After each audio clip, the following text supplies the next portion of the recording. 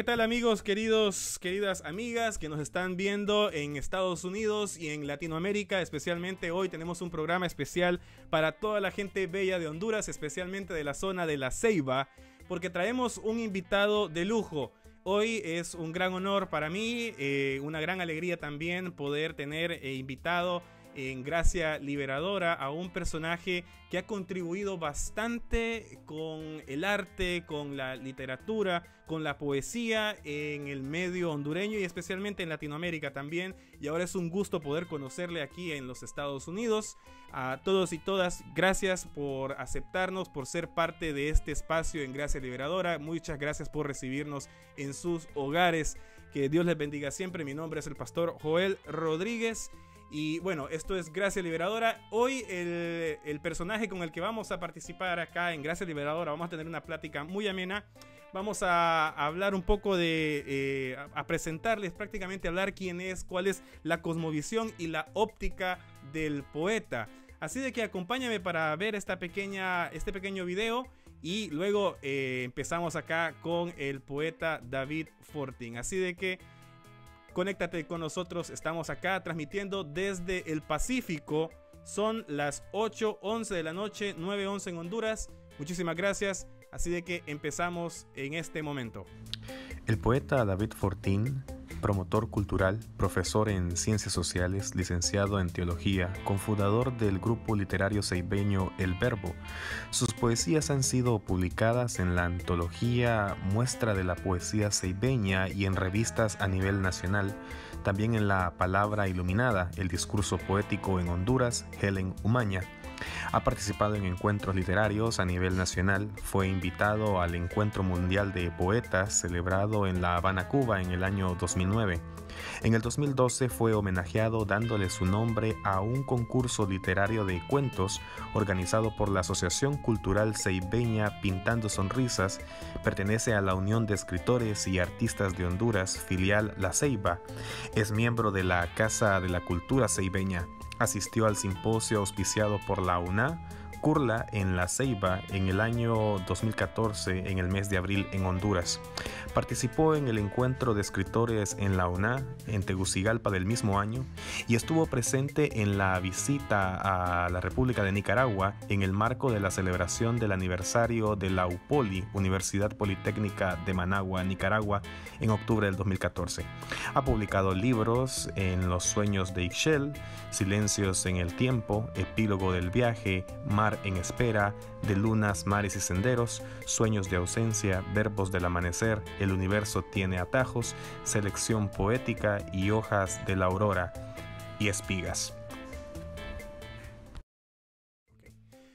Muy buenas noches a todos y a todas. Es un gusto para mí poder presentarles a esta personalidad importante en la literatura y en la poesía del medio hondureño.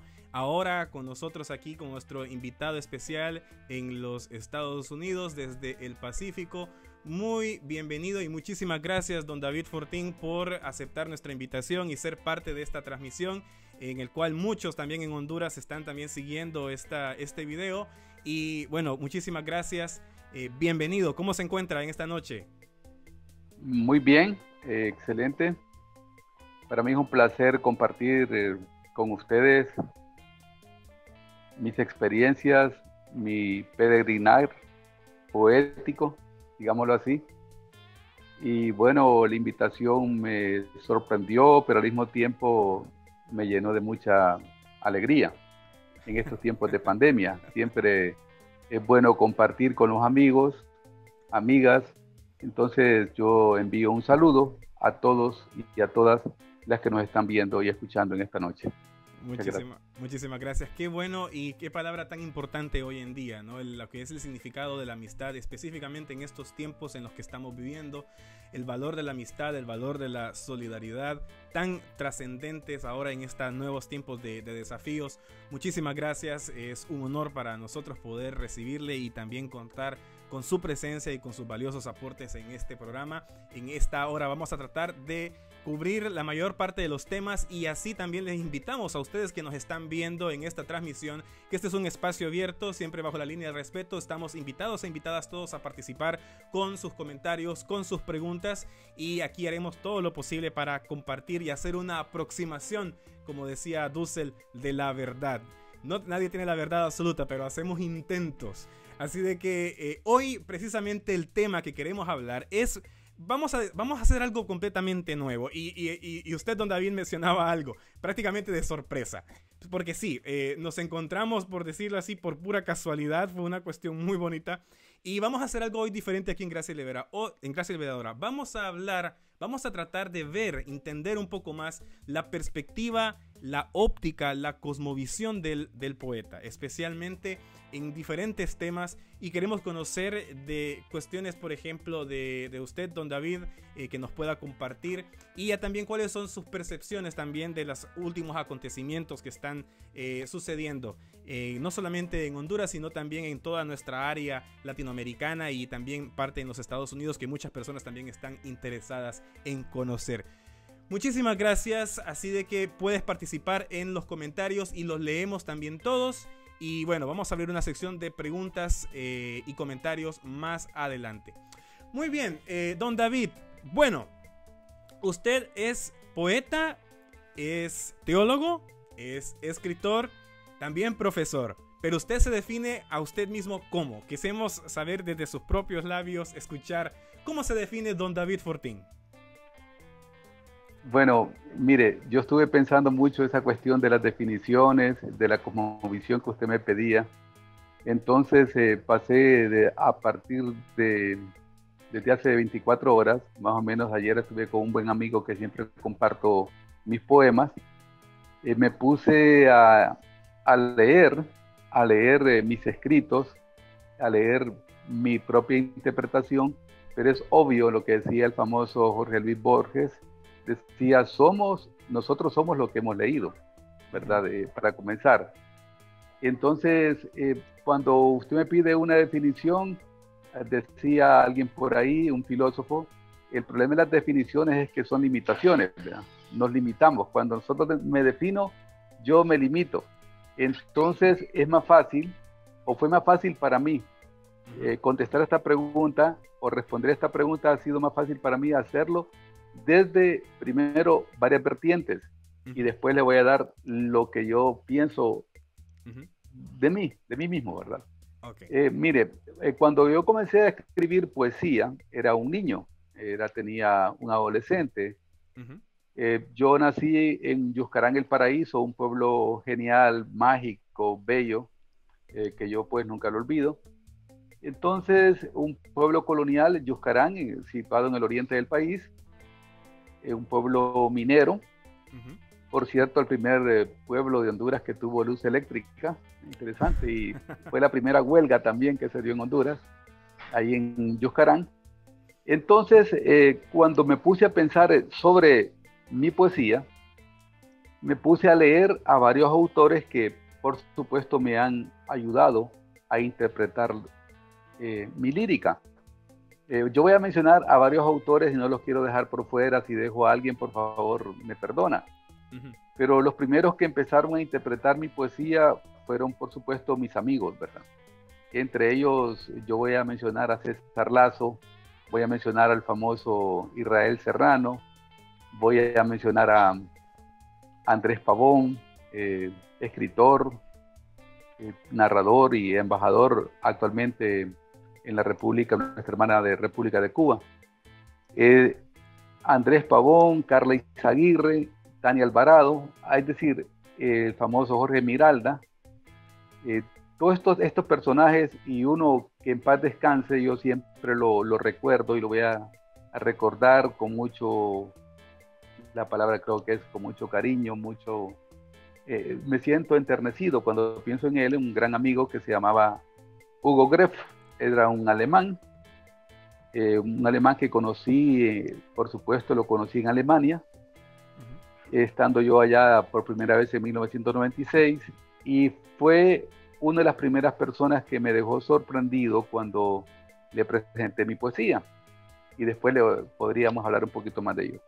Bueno, para estas personas, mi poesía, para comenzar con César Lazo, yo voy a ir a sintetizar, porque es muy importante que uno sintetice, hay que sintetizar eso. Por ejemplo, para César Lazo, en mi poesía hay lo que se denomina una desesperación constante, es una poesía oscura, esperanza y desesperanza.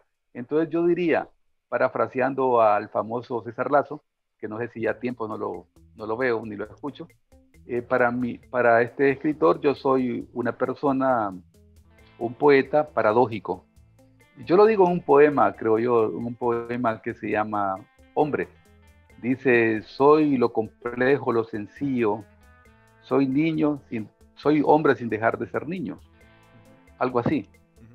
Bueno, entonces, para poderme interpretar también y ver esta cuestión de cómo soy, también recurro, ¿verdad? Recurro al famoso, mi amigo, mi hermano Israel, que suele decir que yo estoy, prácticamente dice, influenciado, oiga bien, influenciado, dice, por lo que se llama varios autores, dice, primero la tradición cristiana, hebreo-cristiana. Pues ahí va lo teológico, ¿verdad? Lo teológico que usted está diciendo. Bueno, se acabó bueno, entonces estamos diciendo de que, por ejemplo, Israel Serrano dice que soy prácticamente una persona con influencia de tradición cristiana. La poesía de Fortín trasciende con refinada mediación literaria, estilo surrealista, recrea imágenes ágilmente de gran plasticidad. Eso también lo dice el famoso Guillermo Martínez. Pero para Israel Serrano, como estábamos diciendo, por ejemplo, la simbología es recurrente en sus escritos, como ser el mar, los sueños. No podemos obviar la tradición cristiana que influye en toda su obra. Bueno, entonces, ¿cómo me defino como poeta? Bueno, soy un ser humano, yo diría sensible, en primer lugar, empático, una persona que mira la vida desde varias perspectivas, no de una perspectiva, sino desde varios puntos de vista. Siempre cuando he hablado a mis estudiantes, siempre yo recurro a una imagen que les digo que el mundo no es blanco y negro, que el mundo es un arco iris. Y viéndolo desde esa perspectiva, yo diría entonces que soy un ser humano que mira al mundo con diversas ventanas. Así lo veo, así veo el mundo yo. Desde entonces me considero una persona sensible, una persona tierna, amorosa. Creo que soy amoroso. Por ejemplo, yo creo que como poeta yo soy una persona que recurro, o como todos los poetas recurrimos a la memoria. Un poeta es memoria. En otras palabras, un poeta es pasado, pero no solamente pasado, es presente, es el instante. El poeta es aquel que atrapa el pasado, lo hace presente y lo trasciende al futuro. En otras palabras, soy un poeta que vengo desde un mundo que no termina, desde un mundo que está aquí, que estuvo, que está aquí, que está dentro de mí, y yo lo exteriorizo en imágenes, lo exteriorizo en mi lírica, digámoslo así. No sé si he respondido un poco a lo que usted está hablando de la aproximación que queremos de llegar a la verdad no objetiva, ¿verdad? Porque eso es otro problema que tienen muchos críticos, que tratan siempre de ver la poesía más como racionalidad. Y la poesía, ¿cómo entiende la poesía que da la gente? ¿Cómo entiende usted tal poema? Yo les digo, para comenzar, vamos a decir lo siguiente: la poesía no es racionalidad. Aunque hay conocimiento dentro de la poesía es imaginación, la poesía es sentimiento, la poesía es ternura, la poesía son emociones. Entonces, bueno, la poesía es luz, es oscuridad, la poesía es vida, es muerte, es esperanza, es desesperanza, es amor, es desamor. En otras palabras, la poesía, como decía Becker, creo que un día le preguntaron a Becker, o lo dijo en un poema, eh, me miras a los ojos y me preguntas qué es poesía. Yo te respondo, poesía eres tú. Y ahí entonces quedamos atrapados en aquello que dijo Humberto Eco, ¿verdad? La obra literaria de un poeta, o la obra literaria, sencillamente un poema, es una obra literaria. Decía Humberto Eco, solamente se interpreta o la termina interpretando quien la lee. Creo que Carlos Fuentes también lo reitera. Yo escribo un libro, pero al final lo que vale es lo que interpreta el otro, no yo. Y es precisamente, sí, muchísimas gracias, increíble, o sea, me he quedado también un poco sorprendido con la definición, que es bastante amplia, pero precisamente mencionabas varios aspectos. Uno de ellos es precisamente el tema de ese mundo que es un mundo infinito, si bien pude entender. Y precisamente es ahí a lo que me llama mucho la atención, porque no solamente queremos conocer al David Fortín como maestro, como instructor, como poeta en este sentido, sino también esa parte humana que lo conecta con todo su existencialismo, o sea, con realmente quién es. Y precisamente, ya que has adelantado bastante, me encantaría que pudiéramos hablar ahora un poquito con respecto a alguna situación, por ejemplo, en la cual usted, don David, haya vivido, en la cual haya experimentado algún tipo de propósito. O sea, para explicarle bien, en la vida a veces tenemos diferentes propósitos, diferentes momentos en los cuales nos despertamos hacia una realidad o miramos una nueva realidad con un distinto enfoque. Hay un momento, perfecto, me imagino que hay muchísimos, pero dentro de su experiencia, ¿qué momento a usted en su vida le trajo un propósito para ser quien día hoy usted es? Bueno, yo diría que para comenzar o para continuar lo que hemos estado hablando, yo no tengo ningún temor de confesar mi fe, ¿verdad? Yo me considero una persona cristiana, aunque yo sé que eso es duro de decirlo, difícil, porque no es fácil ser cristiano, ¿no? Y creo que su papá un día me regaló un libro. Yo digo que me lo regaló, ¿verdad? Y me lo regaló y yo creo, no sé si él se acuerda de ese libro. El libro se llama El precio de la gracia. El libro prácticamente lo habían abandonado en el templo menonita. Y yo no sé por qué, ¿verdad? Pero él me lo regaló, digamos así, me lo regaló. Y esa donación entonces, yo diría que fue tan hermosa porque yo leí el libro de Dietrich Bonhoeffer, que además de teólogo era poeta, donde habla el precio de la gracia, el coste de la gracia, que no es fácil ser cristiano, y por eso me encanta el título de su programa, que es Gracia Liberadora. Muchísimas gracias. Para mí el propósito de mi vida está ligado al proyecto del reino de Dios. La utopía del reino, que muy bien la trabaja también dos personas que me han comentado, y también la trabaja Hugo Greff muy bien. Dice que yo realmente trabajo la utopía, y que la utopía no es otra cosa que ese lugar donde uno espera en un momento llegar, cuando quizás cree que ha llegado, uno sabe que todavía falta algo más. Eso es el reino, entonces es lo que podríamos llamar el propósito principal de mi vida. Ha sido pues anunciar de alguna forma el reino. Ahora, ¿cómo lo concibo yo ese reino? Yo lo concibo de una manera universal, la presencia de Dios en todo el mundo, en las personas, en la creación misma, en la naturaleza. Hace poco me mandó un audio mi amiga Esther y me decía, que está en Guatemala, bueno, poeta, usted ama la naturaleza, ama los ríos, ama los mares, ama todo, usted se caracteriza por eso. Entonces yo, mi propósito al ser poeta es, por un lado, transmitir mis sentimientos, exteriorizar mis sentimientos, y los manifiesto como un proyecto que podría ser también lo que el famoso Hugo Asman, o el propósito que hablaba Hugo Asman, de ese propósito, de ese proyecto, de la famosa fraternura, Se ha perdido pues la fraternura, la gente ya no habla. Usted sabe que esta tecnología no está mal la tecnología. El problema es que estamos tan adictos a la tecnología que me decía un gran amigo de acá de esta ciudad, que voy a obviar el nombre por cuestiones de ética, pero me decía: David, es increíble. Me decía: es increíble, fíjese que estoy a veces en mi casa, y desde mi casa entonces, en vez de decirme ya está el desayuno, me mandan un mensajito: ya está el desayuno. No me hablan. Entonces estaba también leyendo una encuesta en Estados Unidos que la gente dice que a veces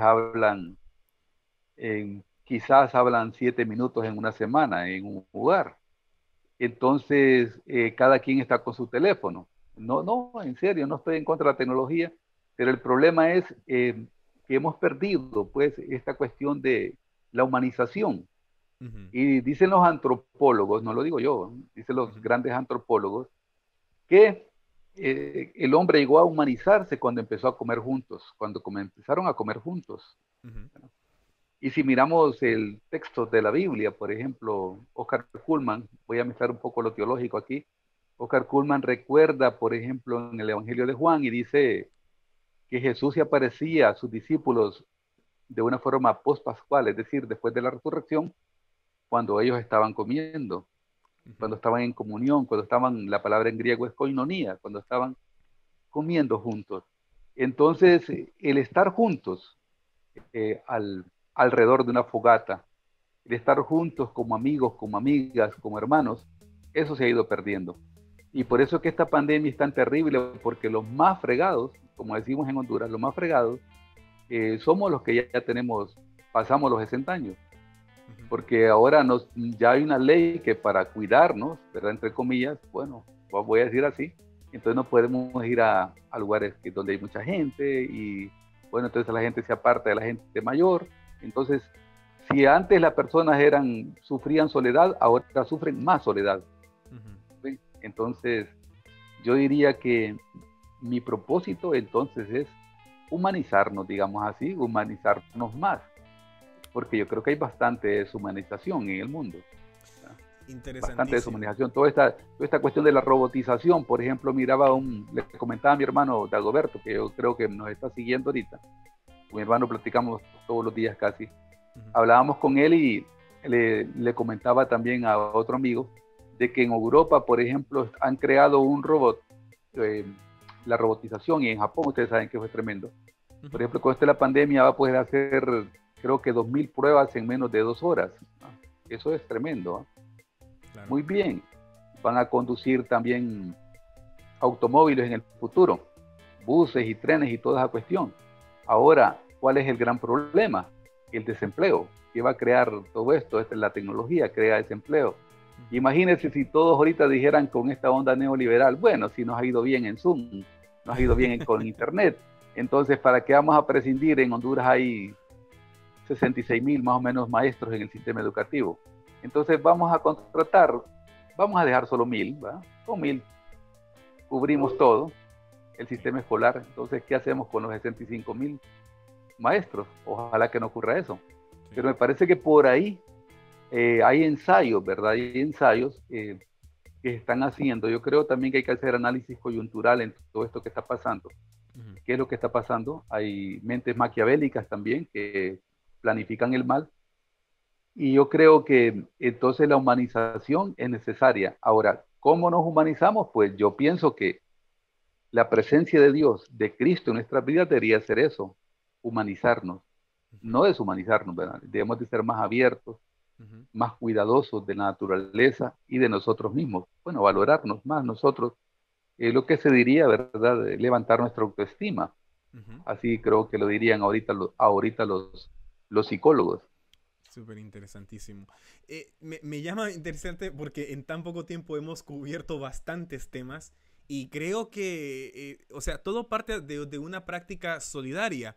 Quisiera hacer un pequeño paréntesis aquí para empezar a saludar a algunas de las personas que están conectadas, y también leer algunos de sus comentarios, algunos también de sus saludos, para que así también estemos todos juntos y juntas viendo un poquito acerca, aquí tengo en la pantalla algunos de los comentarios. Escribe Aurora Pavón, haciendo referencia a lo que usted mencionaba hace un momento. La tecnología te hace creer que te conecta con la gente, pero en realidad te aísla. Bastante acertado. Dice Daisy Aridai Zavala, dice saludos mi amigo y compañero David. Ismael Capichi, una eminencia. David Fortín, salúdame Joel. Bueno, saludos, muchísimas gracias. Y vamos también a saludar a varias personas que se han estado conectando hasta el momento. Lilian, Asociación LGTBQ también. A José Francisco Cáliz, Eunice Maradiaga, Mirtala Lagos, Alberto Funes, entre otros. Y voy a tener que saltar también ahora tu página también, para que también vean de que estamos transmitiendo. Hay bastante interacción hasta el momento, ahorita en las redes sociales. Pues sí, evidentemente creo que estamos viviendo en una época bastante complicada, en el sentido de que, si bien es cierto, la tecnología nos ha acercado, porque ahora parece que el mundo se vive como una aldea, pero ciertamente también nos ha aislado, porque el tiempo se ha vuelto ahora una cuestión con lo que se ha comercializado, ¿no? Vivimos en la época del mercado, la época del libre mercado, entre comillas, por decirlo así.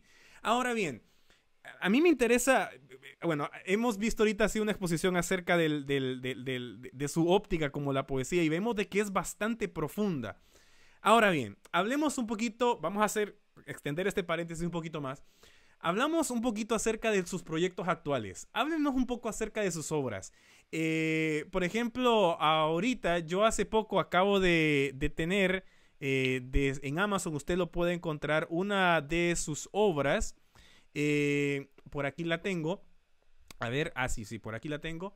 Vamos a ver, la estamos aquí abriendo. Quiero ver si la puedo mostrar. Usted puede encontrarla en Kindle y esa se llama El universo tiene atajos. ¿Esa es su obra más reciente o ha estado trabajando en otros proyectos, don David? No, yo tengo 14 libros publicados. El Universo tiene atajos es un libro que se publica, bueno, tiene 3 ediciones, le voy a decir. Y yo lo publiqué en 2000, bueno, se hizo la 3ª edición en 2017. Mi más reciente obra, porque la última es cuando uno ya está casi para morir o ya se murió, ¿verdad? Es decir, entonces la obra es la que le dediqué un poema a su papá, que se llama Tardes de Abril. Así es un poema lo muy leído. bello, Sí. un poemario muy lindo, es el más reciente. El universo tiene atajos, yo lo publiqué. Es un libro hermoso, creo yo que dicen mis amigos, no lo digo yo, por eso le digo que los críticos, mis amigos como Israel, Andrés y César Lazo, creo que no intervino en este, pero sí otros amigos como Jorge Miralda también, y me decía Andrés en un audio que me envió que él miraba que yo había partido desde el primer libro, que es En los sueños de Ixiel, en 1999, que lo publiqué, al libro El universo tiene atajos. Él miraba cómo iba de lo micro a lo macro, claro. Es decir, cómo yo había hecho un salto, no sé si llamarle cualitativo, pero imagínese, empecé yo con los amigos, ¿verdad? Mi primera obra es una obra de dar a conocer, de 100 poemas que tenía para publiqué 27. Esa fue mi primera obra.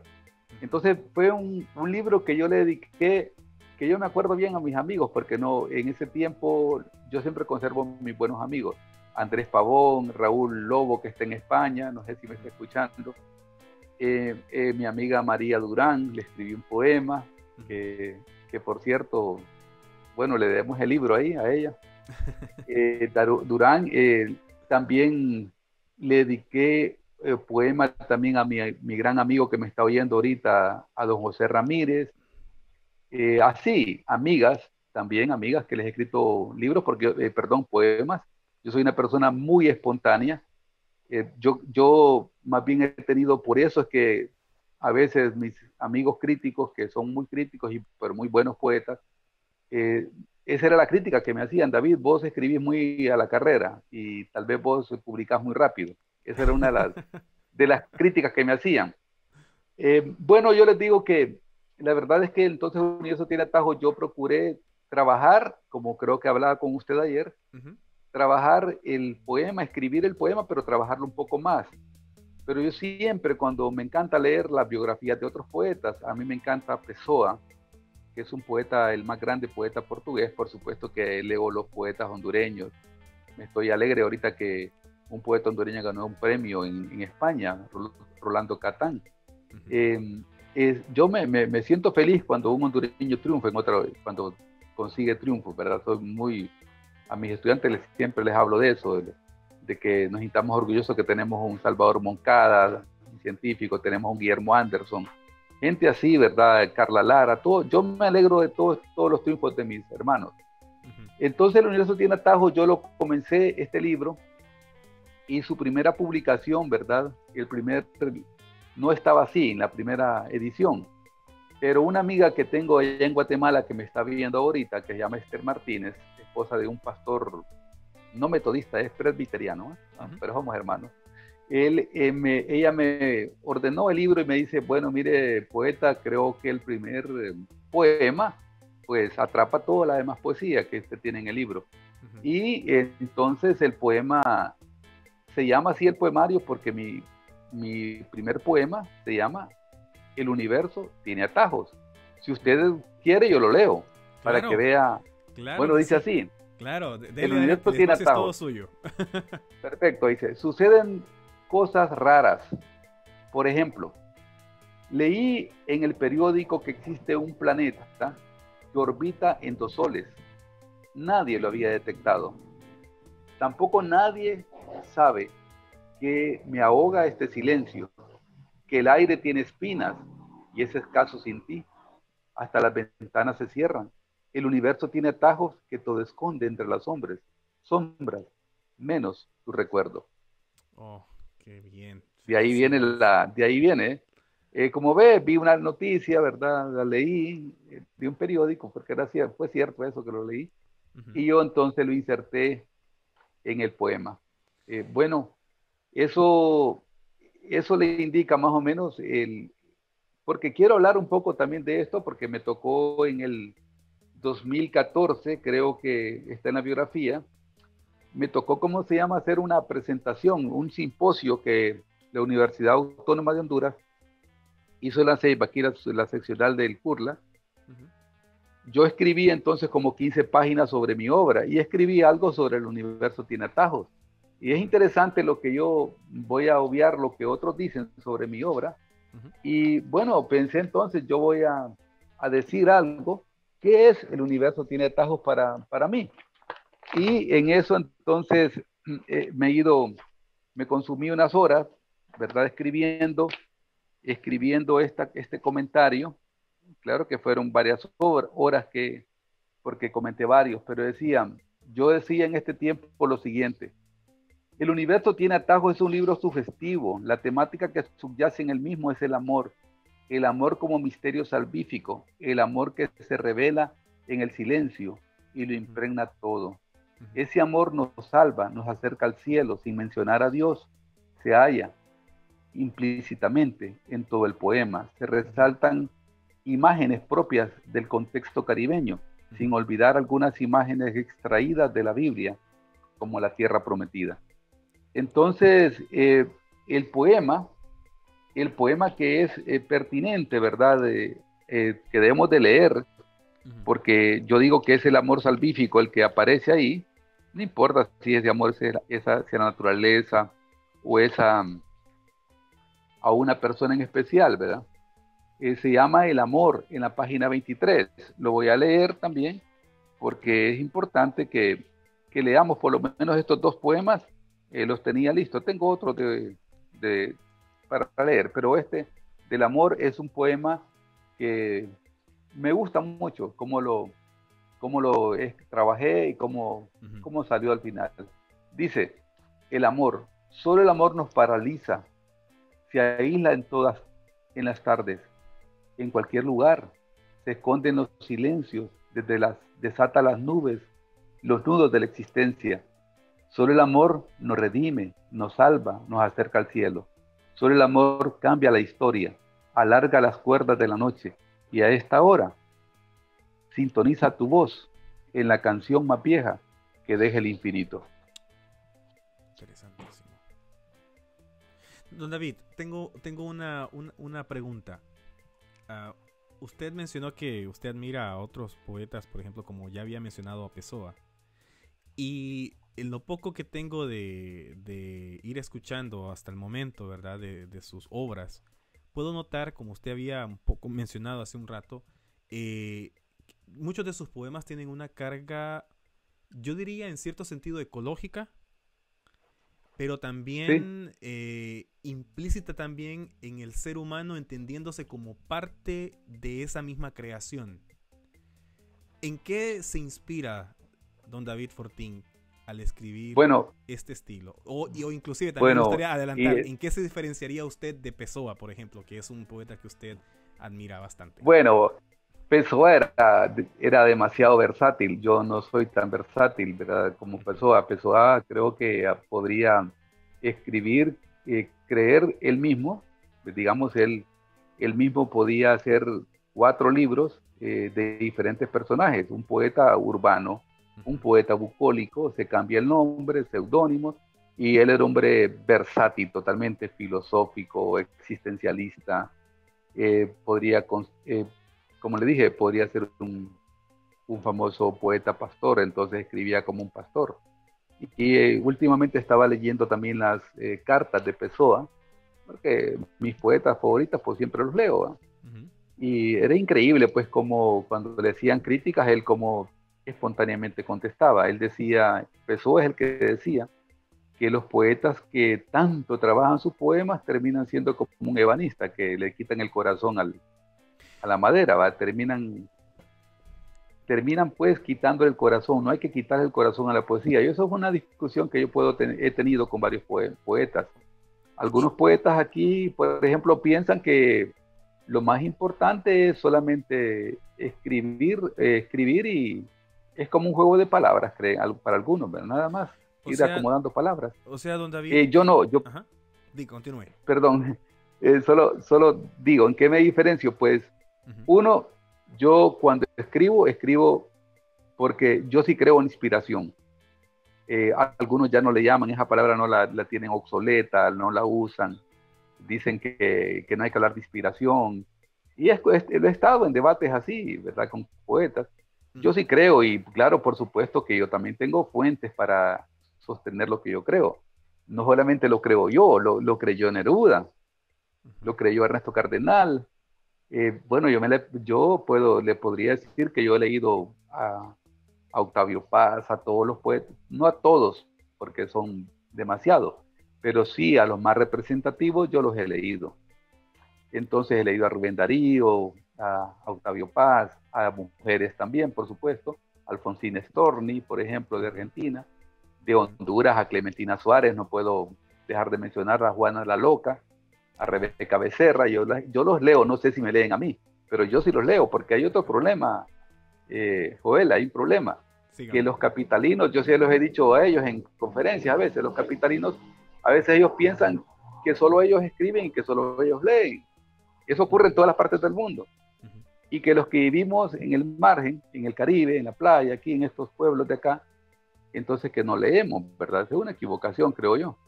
¿Será No esa hay una que razón? menospreciar, no hay ¿Será, que menospreciar será a los esa una demás. razón por la cual usted, don David, eligió Ceibita la Bella para poder radicar?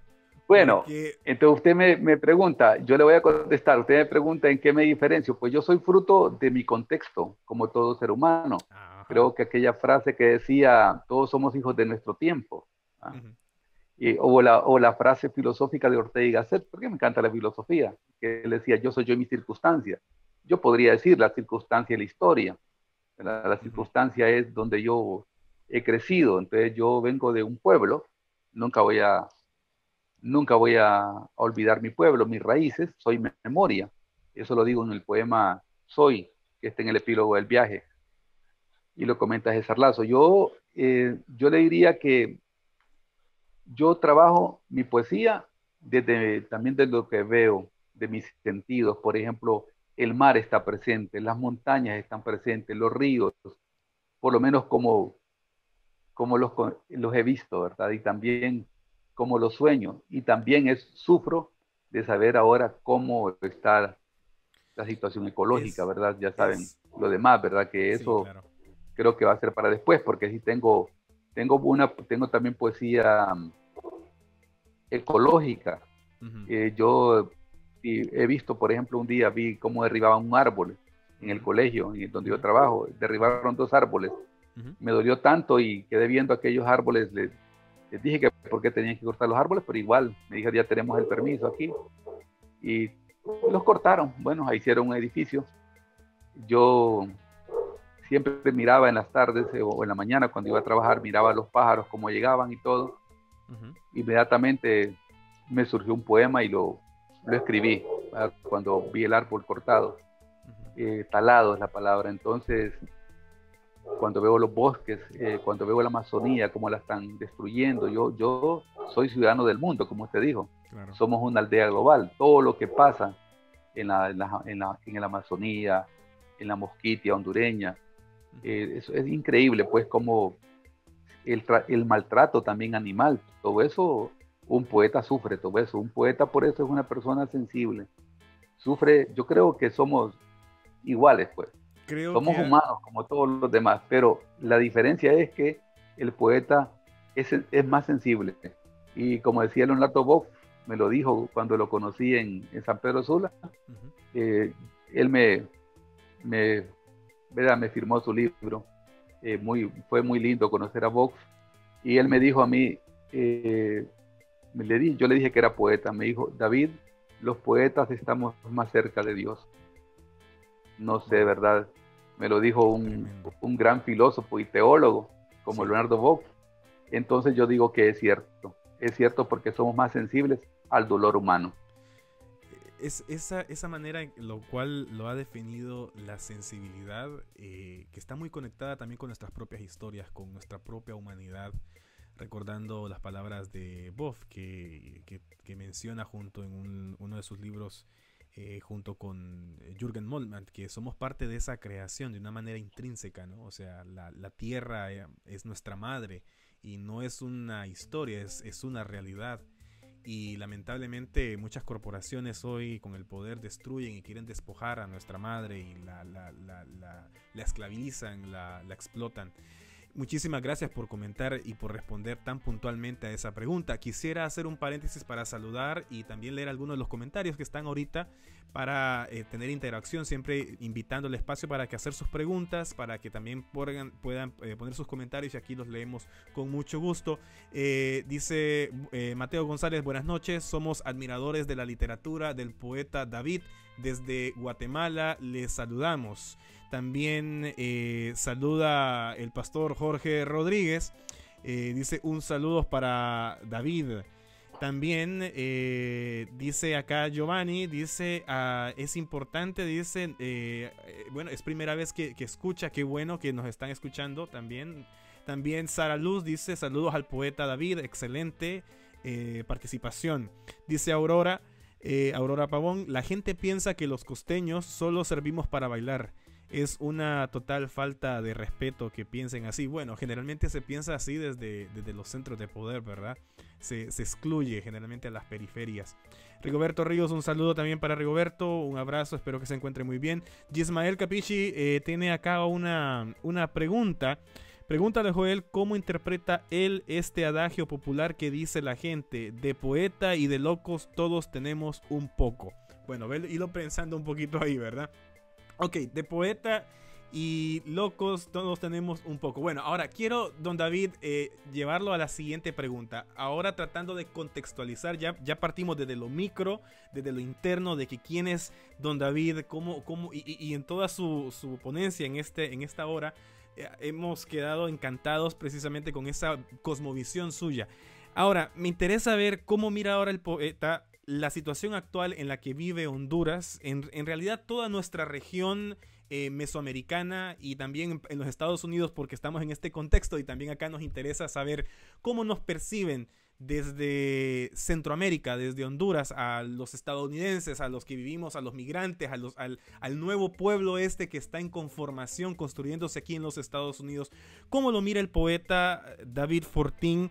con respecto a hace unos 2-3 días salió la primera caravana de migrantes en el tiempo de la pandemia, en tiempos inciertos con respecto a la ecología. Ahora vivimos en una nueva era, y cómo a partir de esa sensibilidad que usted menciona claramente desde el corazón, desde la mente, desde la vivencia del poeta, desde su contexto, ¿cómo miras esta situación que está sucediendo ahorita con los inmigrantes? La situación, por ejemplo, con las elecciones en los Estados Unidos. Creo que no vamos a generalizar mucho, pero más o menos la situación, cómo se vive desde Honduras. ¿Cómo mira esta situación actual, los tiempos en los que Honduras está viviendo especialmente? Bueno, nosotros, lo que yo digo, yo le digo a un amigo, a varios amigos que tengo y amigas, que a la edad que tengo yo pienso en voz alta. Ese es un problema, pensar en voz alta. Pero pensar en voz alta significa que yo siempre digo lo que pienso, o por lo menos a veces lo medito. Claro que medito lo que pienso. Yo pienso que la situación que está pasando en Honduras con la pandemia ha agudizado la crisis social, política, económica y cultural de nuestro país. Hay más desempleo. Por ejemplo, aquí donde yo vivo, en mi calle, en mi barrio, en mi colonia, yo nunca había visto pedir tanto a la gente, decir, me puede dar un plato de comida, o puede darme un café, puede darme un pan. Ya estamos viviendo aquí con el hambre, ¿verdad?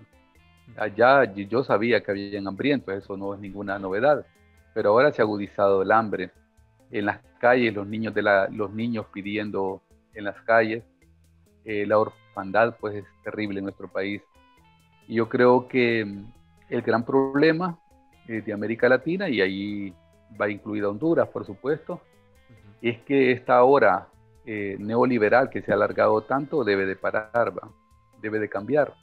Nuestros políticos deben entender que deben de invertir más en la deuda social.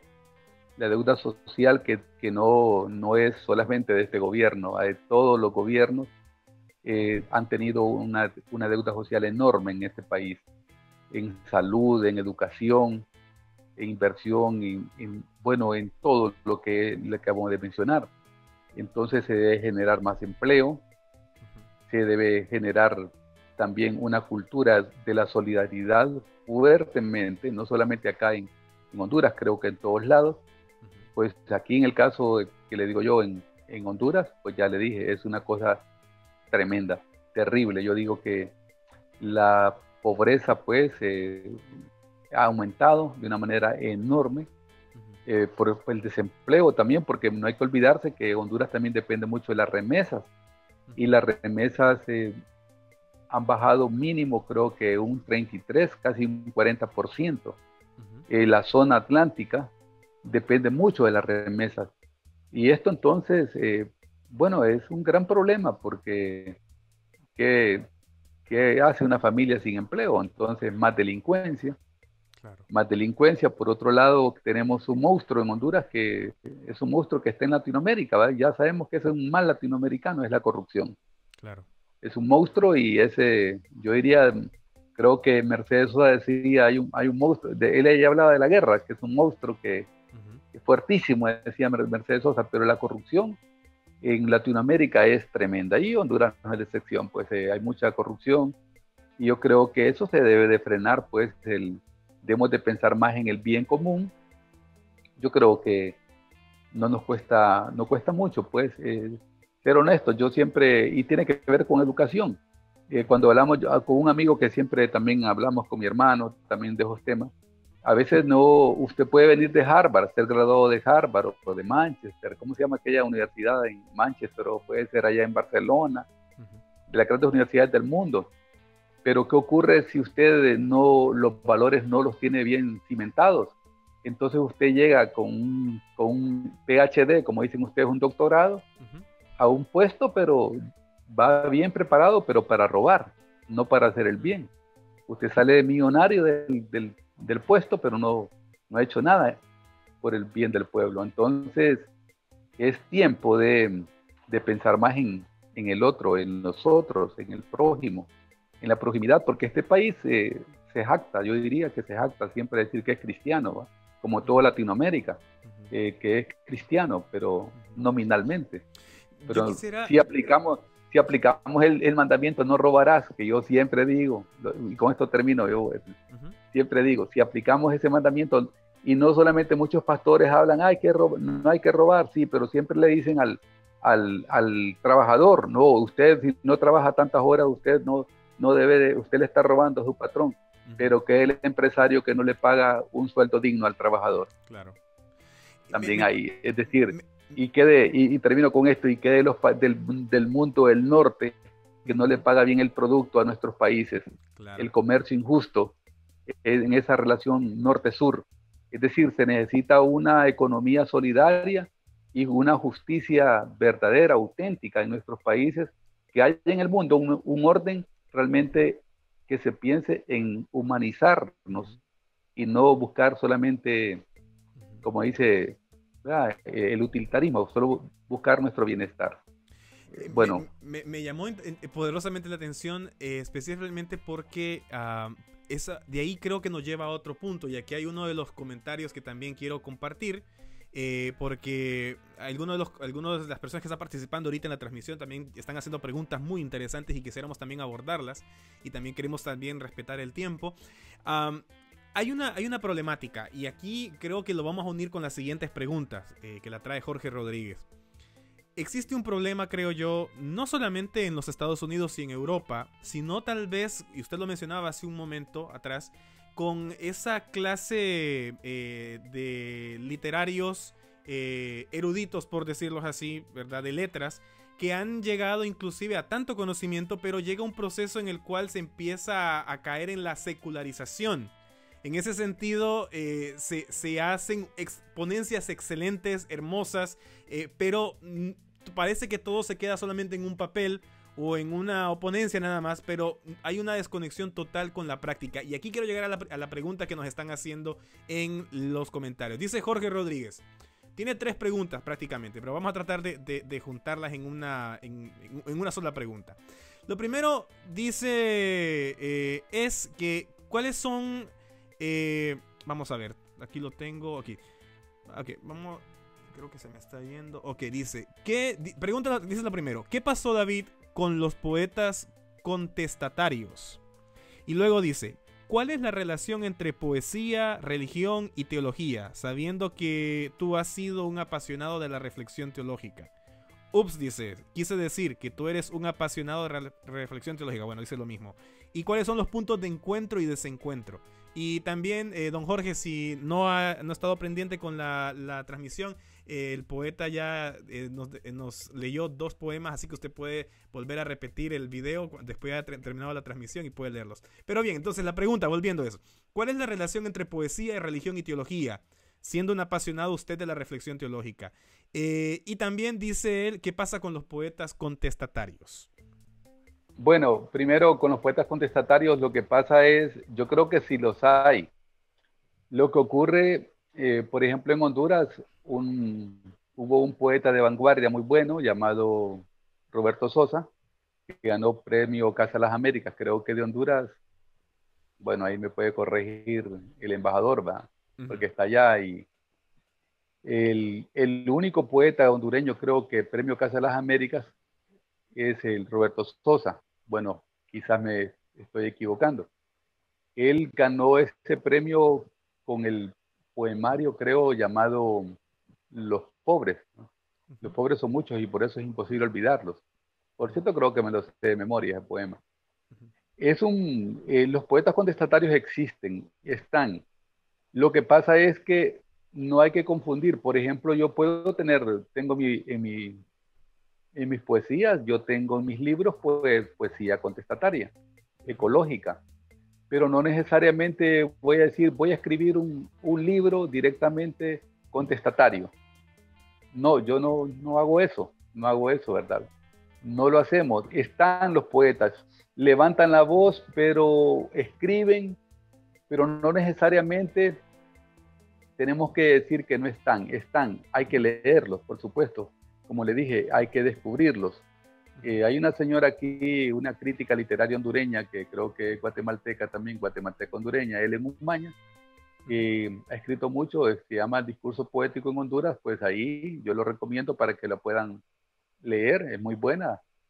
También está José Lazo, están otras personas de la perspectiva de la mujer, de la poesía femenina. Está Rebeca Becerra y otra gente ahí en Tegucigalpa que, bueno, que están haciendo ese tipo de poesía. Por ejemplo, como les dije, yo tengo poesía así también, ¿verdad? Ujú, Tengo poesía contestataria. ujú, No sé dónde tengo el libro Sueños de ausencia, parece que lo dejé, porque ahí, por ejemplo, si usted ve lo que dice el famoso, mi amigo Jorge, el ujú, pastor, ujú, dice él, ¿qué se hicieron? Pues están. Parece que no es un boom ahorita, pero sí ahí están. Por ejemplo, cuando se da el golpe de Estado en el 2009, ujú, yo escribí este poema en el 2009 y lo publiqué me lo publicaron en Tegucigalpa, de poesía en resistencia. Bueno, porque hoy estamos celebrando el natalicio Morazán y ujú. creo que es importante leerlo. Dice a la patria, de un zarpazo le arrebataron el arcoíris de un sueño. La patria resiste, erguida se aferra, pelea en las calles, en los collados de la luna aparece Morazán. Y 1 millón de mujeres y hombres escriben el reverso de la historia. Ve, eso lo escribí yo en Sueños de ausencia. Lo publiqué y bueno, yo publico así cuando trato de ver cuando hay problemas, por ejemplo, como de las caravanas, de las migraciones que usted está hablando, que tampoco son nuevas en Honduras y toda América Latina migra, no toda, pero muchos países como Honduras migran más de Honduras, de Guatemala, de El Salvador, mexicanos también están migrando. Ahora con López Obrador creo que menos, porque ahí ya se sabe que López Obrador tiene otra política. Ujú. Pero cuando veo el fenómeno en el mundo, por ejemplo, de África huyendo a Europa, es un problema terrible, pues las guerras, porque ahí va unido, hay fenómenos ahí que hay que interpretarlos. Las guerras, por ejemplo, Ujú, esto la gente huye de las guerras, huye de las pandillas, ujú. huye, también alguna gente sencillamente quiere viajar y cambiar de lugar. Claro. Y hay miles de factores para migrar. Ahora, sobre su país, que usted me estaba diciendo, sobre Estados Unidos, sí, pero a mí me preocupa mucho el racismo. Ujú, Me preocupa el racismo que parece que más bien en vez de disminuir va creciendo. ujú, Es un problema serio. Por otro lado, también me preocupa la alienación cultural de los latinoamericanos cuando se van muchas veces, ujú. rapidito pierden sus raíces, rapidito están hablando como mexicanos de los hondureños o hablan como argentinos, ¿verdad? Rápido, bien rápido pierden sus raíces. Eso es un problema serio, la alienación cultural y por otro lado yo diría también el consumismo, Ujú. porque no hay una cultura de ahorro, entonces cuando vienen estas crisis, claro, a mí siempre yo tengo un amigo que me dice, pero es que no hay dinero para ahorrar. Es cierto, pero es que no tenemos cultura del ahorro. También nosotros nos volvemos demasiado consumistas. Y ese es un problema que existe en Latinoamérica también. La apariencia, usted sabe, la gente aparentando se endeuda. Claro. Luego tiene autos, no uno, tiene dos. En la casa tiene un piso, luego tiene otro piso. Y así viven una vida eternamente endeudada. Para eso me fascina el discurso de Mujica, ¿va? ¿Cómo puedes consumir tu vida tú solo endeudándote? Si tu vida cuesta, dice Mujica, Ujú. Cuesta con el cada, tiempo. cada Tiempo de carrito que vida. tienes o cada... Es tremendo. Entonces el discurso de Mujica en ese sentido, contra el consumismo, yo creo que sí hay que volver, o como dicen, dar una vuelta, la vuelta a la sencillez que la Biblia proclama, un estilo de vida sencillo, Ujú, con dignidad, por supuesto, con dignidad. Eso significa que tener techo, comida, ¿verdad? ujú. Lo necesario, no me estoy oponiendo a tener un auto, el que lo tenga, está bien que lo tenga, usted lo puede tener, pero yo lo que tengo, lo que me preocupa es el consumismo, pues ya yo tenía un amigo, bueno, no, obvio que no se pueden decir nombres por ética, pero que al final cada año le estaban dando un carro nuevo, la misma agencia aquí en Honduras. Ujú. Entonces un día le pregunté yo, porque me dio jalón. Entonces le digo, ¿cuándo va a ser suyo el carro? porque si todos los años le dan otro auto, pues, es una buena manera de la agencia, va a estar, cambia auto, entonces sí, la agencia ganando dinero.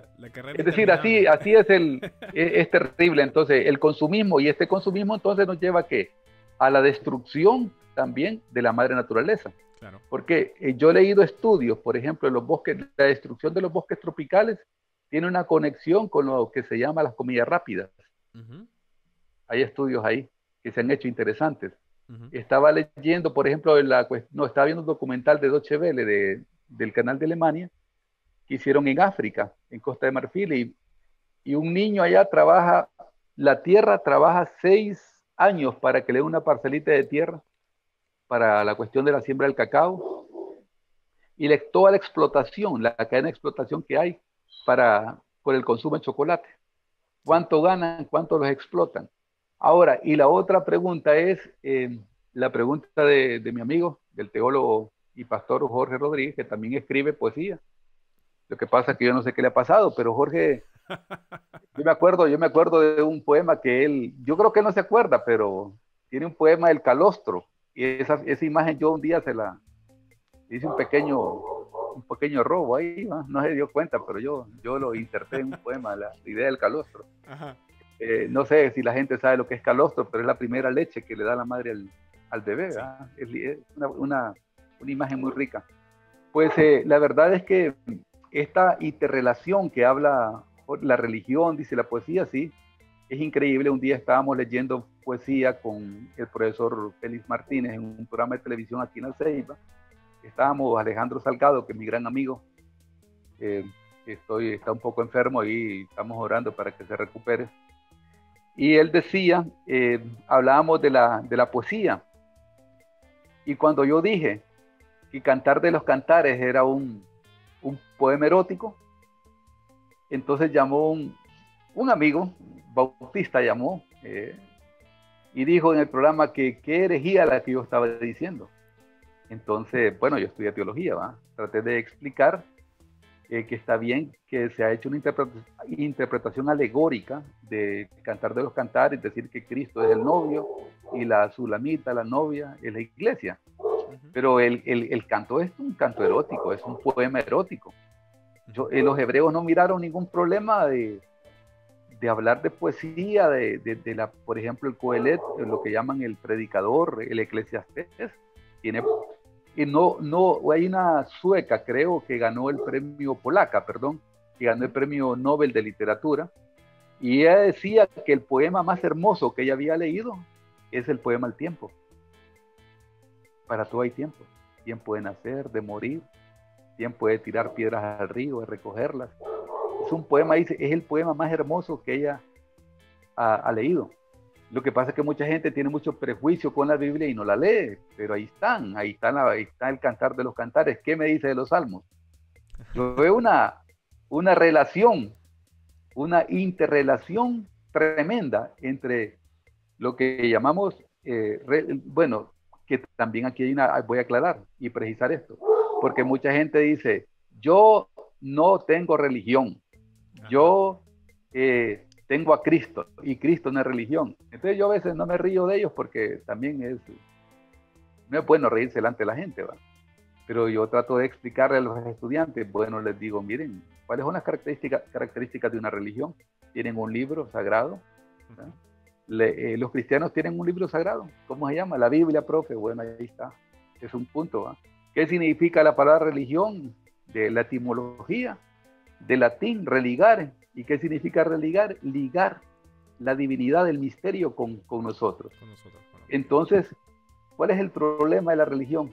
El problema es el fanatismo. Claro. Pero una religión que libera, como lo dice en la tesis doctoral Rubén Alves. Rubén Alves tiene un libro famoso, La religión, opio, liberación. Es una pregunta de él, y la desarrolla su tesis con esa pregunta, tesis doctoral. Y ahí el hombre es claro, el teólogo, un teólogo que yo me identifico mucho con él, porque he tenido problemas similares a los de él. Y él ahí aclara, la religión es utopía, es sueño, imaginación, es protesta. La verdadera religión es la que libera al ser humano. Es parecido a lo que dice Pablo Freire, ¿verdad? Pablo Freire dice, la educación es educación en tanto que libera. La educación que no libera, la educación que no humaniza, podría llamarse educación. Si la educación nos está deshumanizando, entonces es educación. Estaba leyendo también a Albert Einstein hace poco y decía, mi gran problema para el futuro, lo dice el New York Times, una nota que estaba leyendo, decía, para el futuro es que la tecnología pueda crear, deje de crear seres humanos y lo que crea sean, dijo algo así, estoy parafraseando, animales domesticados. Wow. Que pierdan el sentido crítico, el espíritu crítico. Y ahí está el meollo, como dicen aquí en Honduras, ahí donde la mula votó a Genaro, creo que dicen en Santa Bárbara, he dicho. Sí, yo creo que sí, lo dicen. La mula votó a Genaro o Genaro votó a la mula, algo así. Me encanta porque has sido capaz de conectarlo con una de las preguntas que decía el pastor Jorge, ¿no? Cómo se une también la poesía con la teología también. Y hemos visto también, claro, de los dos puntos, ¿no? También no solamente el fanático religioso, sino también aquel escritor, teólogo encerrado solamente en la academia. También eso sí. Esa es la cuestión, porque ese es un problema que pasa aquí en Estados Unidos y pasa en los grupos más, por ejemplo, de estudiosos en Latinoamérica, que se cae también en el error del secularismo, ¿no? ¿Qué opinas de eso, David? Perfecto, muy bien, mira. Ahí hay una cuestión muy interesante. Cuando yo estudié, bueno, no es que no leo, siempre leo teología, pero cuando yo estudié teología, Jorge ha de recordarse de este libro y Juan Ochoa, por supuesto, un saludo para Juan, que creo que me está oyendo. Le he escrito también poemas a Juan, fue uno de los primeros. Estoy tratando de tener Juan Ochoa y algunos otros personajes para el próximo programa de Gracia Liberadora. Tal vez que si estás interesante en participar, me decís, ¿verdad? Y decía Juan, bueno, decía Juan, ¿cómo se llama? En el libro que Jorge y yo lo leímos, y Juan Ochoa, que nos fascinó, se llama, lo digo esto para que quedemos, eso nos va a ayudar. Claro. Decía Juan Macay en la introducción a la teología cristiana que hay dos tipos de personas, los teólogos del camino y los teólogos del balcón. Y esos podrían ser los teólogos intelectuales, ¿va? Sí. Los teólogos intelectuales que solo están viendo el mundo desde su balcón, Torre de Marfil, ¿va? Ahí viendo su famosa El Mundo, y nunca miran el partido desde la grada, ¿verdad? Pero nunca entran a jugar. Y los teólogos latinoamericanos tienen una cuestión que nos ayuda mucho, lo que se llama no interesa más ortodoxia, lo que importa es la ortopraxis. Claro. Llevar las verdades del cristianismo a la práctica. El amor, la justicia, ¿verdad? La equidad. Esos valores del reino de Dios hay que ponerlos en práctica, porque si no, entonces se queda solo en lindas palabras. ¿Para qué estamos haciendo? ¿Verdad? Nos quedamos en meras expresiones, exactamente. Y luego lo otro, pues ahí hay una cuestión, eso de la secularización, pues ahí creo yo que sería bueno para el futuro, ¿verdad? Podríamos profundizar, pero creo que Juan Stan lo aclara, nuestro maestro Juan Stan, que yo siempre lo recuerdo, nos decía, ¿verdad?, esto de la secularización, que había un problema en Europa cuando se empezó a abandonar los templos y todo esto, porque también él decía que era como una protesta, pues un cristianismo bastante frío, hasta que Karl Barth, ¿verdad?, empezó a los teólogos liberales, pues que estaban felices de la vida, que creían que es el humanismo, que iba a traer la paz, la ciencia iba a traer la felicidad al mundo, y entonces no era necesario ya nada más que eso, porque si tenías dolor de cabeza te tomabas una aspirina, ya, cheque. Entonces Juan Stan dice que quien rompe y le da un bombazo a esta cuestión es lo que el famoso Karl Barth, ¿verdad?, cuando publica su libro el comentario de Romanos, y ahí es un bombazo tremendo. Bueno, yo creo que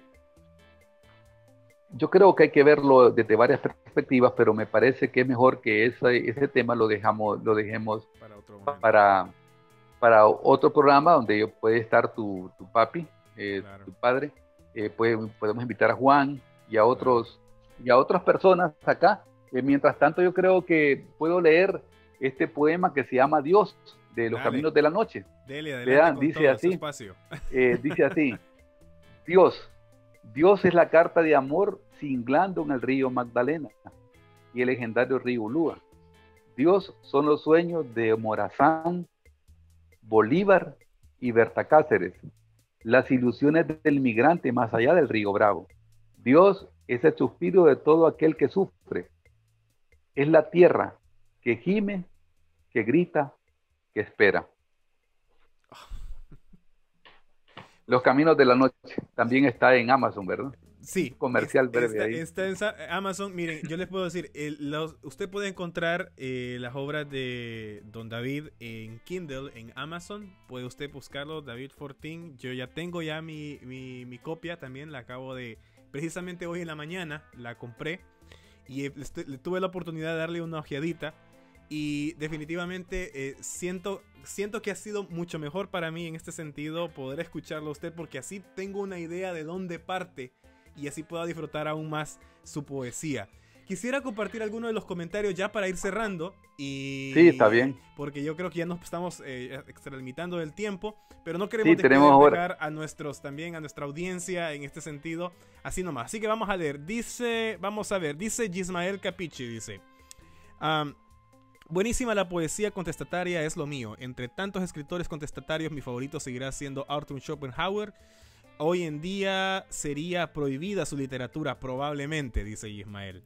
Dice Jorge Rodríguez, dice, no te preocupes con el plagio, me lo pagaste con el poema de Abril. Así que gracias por Ajá. radicármelo.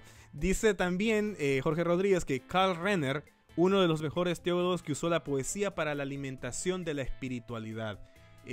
Hace un paréntesis, Juan Ochoa se quedó en el balcón. No creo, porque yo quiero ver a Juan Ochoa en la próxima transmisión en Gracia Liberadora. Vamos a hacer todo el esfuerzo de juntar a estos cracks, traer a David Fortín, a Jorge Rodríguez, Juan Ochoa, y por ahí he visto a José Francisco Cáliz. Me encantaría tenerlos a todo este grupo de pensadores en este espacio de Gracia Liberadora, si ustedes nos hacen el honor siempre de participar. Sigo leyendo algunos otros comentarios. Aurora Pavón dice, los dueños de los beneficios de café que le compran el grano a un precio muy barato a los agricultores. Bueno, hablando precisamente de las situaciones en Honduras, ¿no? De la explotación a los obreros y a la gente en el área agrícola. Ervin Arturo Calderón Herrera, saludos a Fortín, los escucho. José Francisco Cáliz, aquí apareció, dice, saludos David, ¿dónde se inspira más él o la poeta? ¿En la meditación o en la contemplación o en la experiencia? Es una pregunta. ¿En dónde se inspira más el poeta? ¿En la meditación, en la contemplación o en la experiencia? ¿Qué dirías? Interesante. Bueno, las tres cosas. A veces el poeta puede escribir desde su experiencia, Sí, lo mencioné al vivida, por principio. supuesto. Sí. Otras veces puede ser la contemplación. Por ejemplo, un día yo quedé viendo un pájaro y me dijo, por cierto que ese verso está aquí en la biblioteca pública, porque ellos ya me quieren mucho, los de la biblioteca pública, Dana, incluso el alcalde va a mis presentaciones de mis libros. Un saludo al alcalde de La Ceiba, doctor Jerry Sabio. Yo, por ejemplo, un día quedé viendo un pájaro y me dijo una muchacha, ¿usted podría hacer un verso de ese pájaro? Sí, le digo, claro que sí. Quedé viendo el pájaro porque bien bonito el pájaro como se iba bajando, ¿va? Posándose en el árbol. Entonces yo dije, mientras el pájaro se acerca al árbol, ella se aleja en las nubes. Punto. Alguien podría decir un haiku, ¿verdad? Japonés, muy, ¿cómo es la palabra? Muy corto, sí, así es, una poesía profunda, filosófica, y es entonces ese poema breve me lo escribieron unos pintores salvadoreños en la biblioteca pública. Ahí están los muralistas que vinieron de El Salvador. Claro. Ahí está el poema. Y también está el famoso poema de mi segundo libro, Necesito, que es un poema que me lo sé de memoria porque fue bien interesante una vez que yo iba a una fotocopiadora y encontré una muchacha, eso fue muy bonito, con, con su camiseta y allí venía parte de mi poema y me encantó, porque el poema dice así: necesito tus manos aferradas a las mías para romper las cadenas y construir la libertad. Necesito tu respiración para no quedarme preso en este interminable sendero. Necesito lo que tú también necesitas: seguir soñando en este bello y terrible continente donde aún no terminan las pesadillas. Y por cierto que mi amigo español, ¿verdad? Un poeta español que leímos poesía juntos a la orilla del mar, Pedro José Morilla Rosa, lo inserta en un libro que él escribió que se llama Honduras, y también otro poema mío, y lo insertó en su libro. Entonces, yo ya no quiero continuar porque sí, yo creo que he hablado bastante, Joel, pero para mí ha sido un placer. No sé si contesté la pregunta. Ya le dije, contemplación puede ser experiencia de otros también, de otros. Porque a veces yo, el otro día, una amiga que no está en el país, tuvo un desamor terrible. Bueno, se dejaron con el novio y estaba muy herida. Entonces yo escribí un poema y sentí el dolor de ella como que yo fuese la mujer, y escribí el poema. Y le digo, mandáselo, y se lo envió. Entonces, pues ahí ve usted también, uno puede, como dije, puede aprisionar otros sentimientos y hacerlos así, o a veces puede ser un destello en la madrugada. He escrito poemas en la madrugada a las 4 de la mañana después de un sueño. Así soy. Después de un sueño me vienen versos, y yo comienzo, entonces me levanto en la madrugada y escribo. Así le escribí un poema yo a una amiga que se llama Sara Luz Martínez. Le escribí un poema hermoso, y yo creo que así ha sido, así es mi poesía, es así. Yo soy muy espontáneo y le he escrito pues a mis amigos y a mis amigas, también bueno, ustedes ya tienen que leer los libros para darse cuenta, sí, las otras personas que aparecen. Y por eso te invito, claro, a todos los que nos están viendo en este momento, ya saben que podemos conseguir sus libros en Kindle, en Amazon, y también les invito a que siempre busquemos esta humanización que encierra un montón de sentimientos, ¿no? También la inspiración que usted mencionaba hace un momento, que creo que es característico la forma como usted ve su contexto. Me encantó cómo fue poniendo diferentes elementos, la ortopraxis desde la teología, en sí el dejarse llevar, ¿no? La espontaneidad. Pues bueno, sería interesante seguir platicando. Creo que el tema daría como para 3, 4, 5 programas. Pero creo que en sí hemos logrado el objetivo, que es captar la esencia, la óptica, la cosmovisión del poeta David Fortín, orgullo ceibeño. Como una manera también de mostrarse también ante esos centros de poder, que también se puede hacer teología desde la periferia, que la periferia existe, que también hay mucha riqueza que se puede salir de esos lugares de los marginados. Y aquí en Estados Unidos, precisamente, que el contexto es en la situación que estamos viviendo con la supremacía blanca, en los ataques especialmente hacia las comunidades migrantes, los niños en las jaulas separados de sus padres. En sí, desde las periferias, desde los que desde los excluidos, nosotros y nosotras ya tenemos ese poder interior que es ese espíritu, es esa alma, ese amor por la vida, por la creación, por todo lo que somos, por nuestras historias. Muchísimas gracias, don David Fortín. Definitivamente creo que tenemos que hacer un nuevo programa.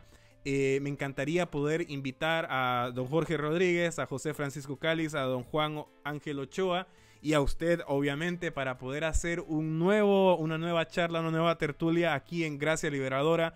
Muchísimas gracias, don David. Le agradezco por aceptar esta invitación. Muchas gracias. Y yo me quiero despedir porque queda un minuto para las 10:30 para que quedemos cheque.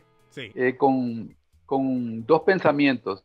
Uno de Mario Benedetti, el famoso poeta uruguayo, que dijo: el sur también existe. Ese es un punto lindo. Wow. Y el poema que le dedicó, un verso que le dedicó, ¿verdad? el famoso Pablo Neruda, nuestro más grande prócer centroamericano, Francisco Morazán. Alta es la noche y Morazán vigila. Morazán vigila. ¿Verdad? Bueno, muchas gracias. Muchísimas gracias. Muchas gracias a Joel. Gracias, y encantado. Que Dios nos guarde y nos bendiga a todos y a todas.